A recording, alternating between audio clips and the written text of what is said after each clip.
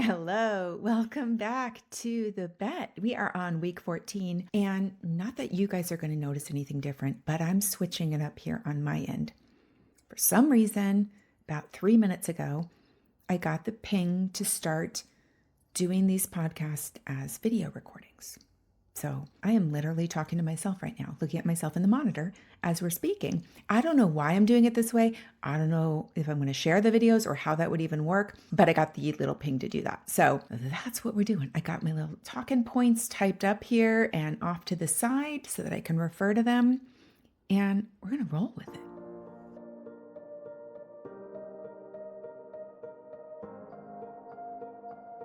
Every journey starts with a choice, and mine is a bet. For 1 year, I'm gambling on energy over strategy. No more forcing and no pushing. Just the courage to show up and see what happens when reality becomes my playground. This isn't a podcast. It's a real-time experiment in the lab of my life. Welcome to the bet.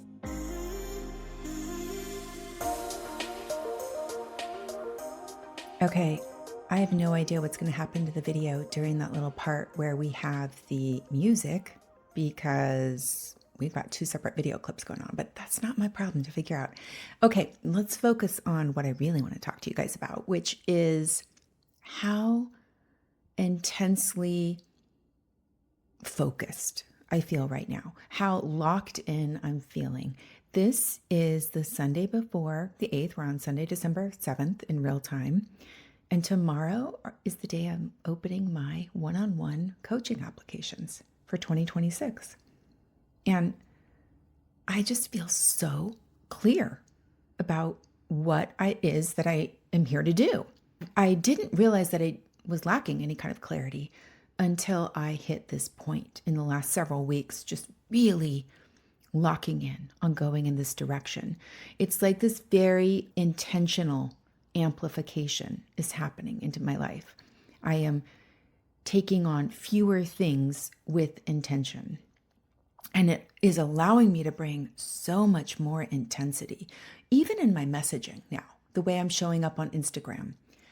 It's all messaging written for the exact kind of human that it is that I know I can help.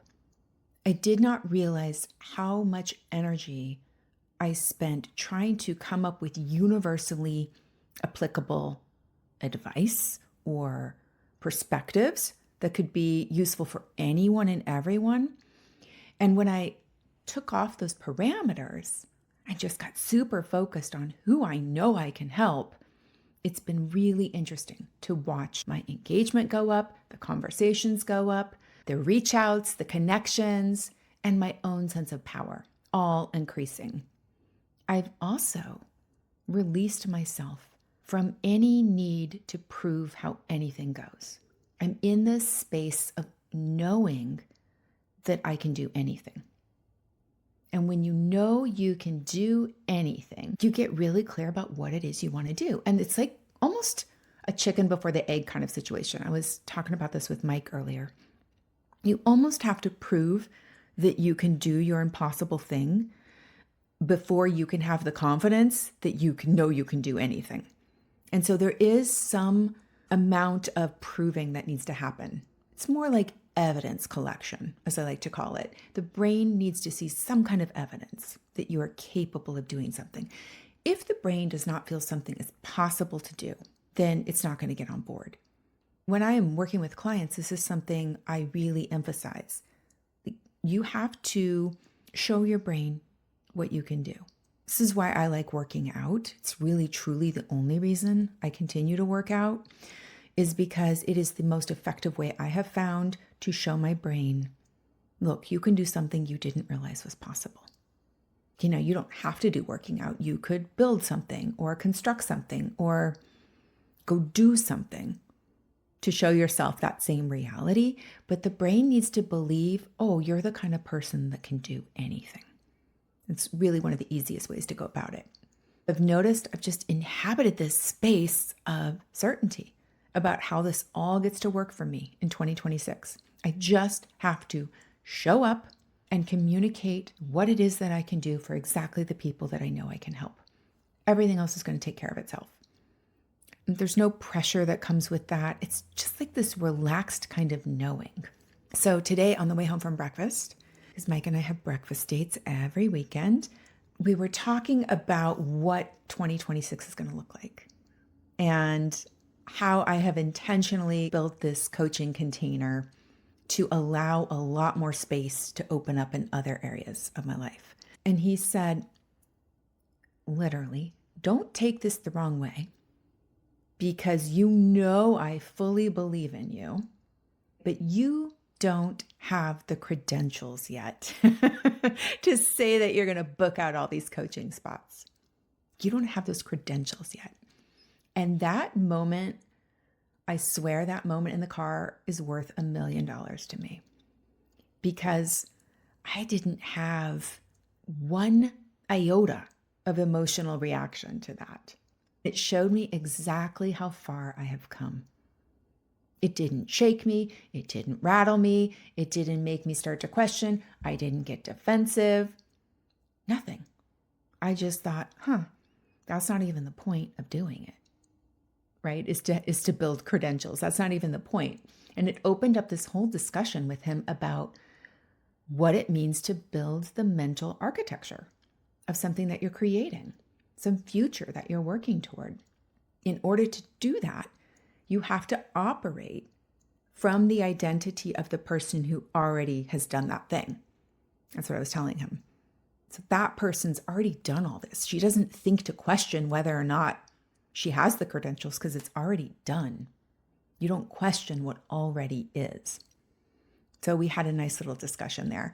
I know there's a lot of enlightened men out there, but I just want to say, on the whole, they're a little bit more reluctant to buy into this. That said, he's seen me do this many, many, many times now. And so, as he said in the car, I have full faith. Actually, what he said is, okay, if this is all true, then why do you stay at the university? If you really believe this is all worked out, why would you stay there? Which opened up an entirely new discussion for probably another time.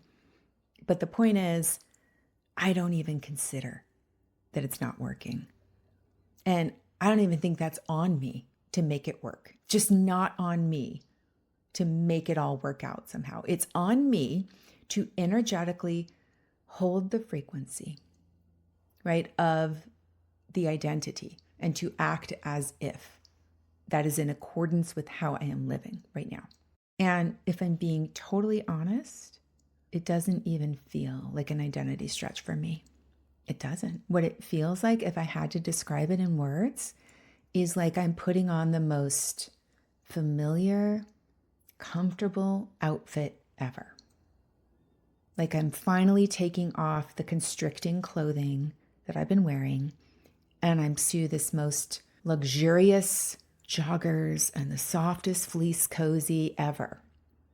Like if Viore and Hermes had a baby. That's how it feels. Because every morning this week, I have been waking up and immediately basking in the energy of the future, allowing myself to just go there, to really soak up the energy of the women who I don't even know yet that are going to show up in my world next year. Sitting there, imagining the dreams that they're going to bring to me, imagining the huge things they're out here to build, and just connecting with getting to be a part of that journey.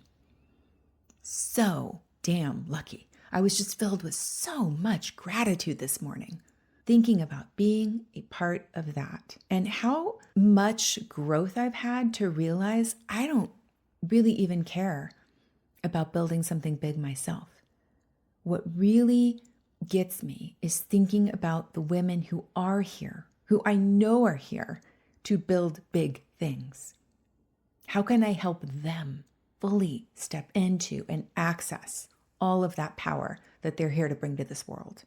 That feels so energizing to me. All this clarity has brought me to another beautiful point of just realizing everything we go through in life is there to bring us to the moments like this, where we feel like we have slipped into the right identity, the right outfit for us. It's so worth it. And anytime we have friction or resistance, one of two things is happening. It's one of two things. It's either a positive pressure, positive friction, because we're pushing out against our shell that we've outgrown, or it is a painful correction and to point us back to the path that we should be on. Either way, it's a beautiful thing. It really is. I meant to share this last week, but it did not fit into my little monthly recap. So I want to save it for this week because I've been feeling super powerful, like super, super powerful. Like I think something and it happens. And I've written down a few examples, but of course I left them at my desk. So I'll have to update you guys another week on those. One really cool story that I think highlights how energy works. And this is so out there, but I know I only have 6-7 listeners anyway, so who really cares? And I want to document this for myself. We went to go see Wicked, the sequel, because last Thanksgiving we went to see the first one. It was a good memory. So we saved it for this year. We went to go see it together, Mike and I. And it's kind of disappointing. Okay, we're sitting there. The theater wasn't super packed. We were in these loungy chairs and we were in the back row. And it's a little bit of a disappointment watching it. Like, you know how when a movie doesn't fully grab you, your mind starts to wander? So during one of the musical numbers, I have been having this toothache on my lower right jaw, all the way in the back. And it had been there for at least a week. I want to say, if not 10 days. It was getting a little bit worse. And I didn't know what was causing it. I was like, I might have to go to the dentist. This is really bothering me. So while I'm there at Wicked, I don't know what made me think of this. I'm like, instead of watching this movie, I am going to focus all my energy on healing my tooth. And I visualized literally sending energy to that area in my body and healing whatever the issue was.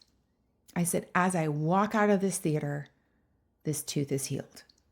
Pain is gone. And it worked. I literally felt it probably, I want to say 3 to 5 minutes into feeling this concentrated beam of energy going to this pain. I felt it dissolve.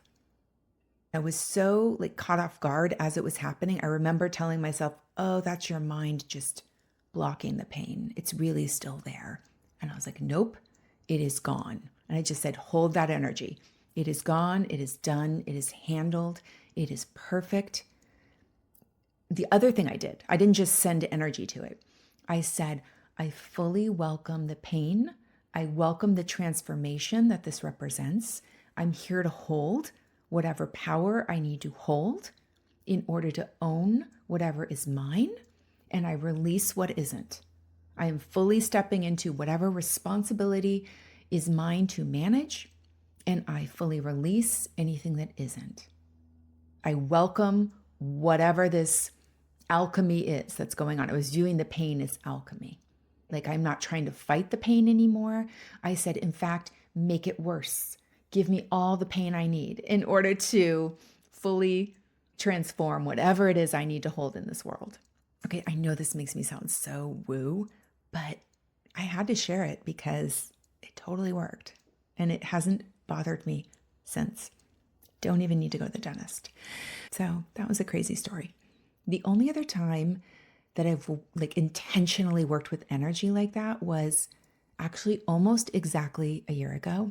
I did a spoon bending exercise and I blew my mind away with what I did here. I have it on my desk at work as a reminder to me of how powerful we are when we concentrate our power, what we can do when we remember that we are made of energy and that everything around us is energy and that we are all emitting a frequency and our thoughts are energetic packets that create that frequency. It's really very magical. I was working on an Instagram post I'm getting ready to do about why you would work with me. And one of the reasons is you love the woo, but you want to understand the reason behind the woo. You want to understand the science behind the woo, because that's me.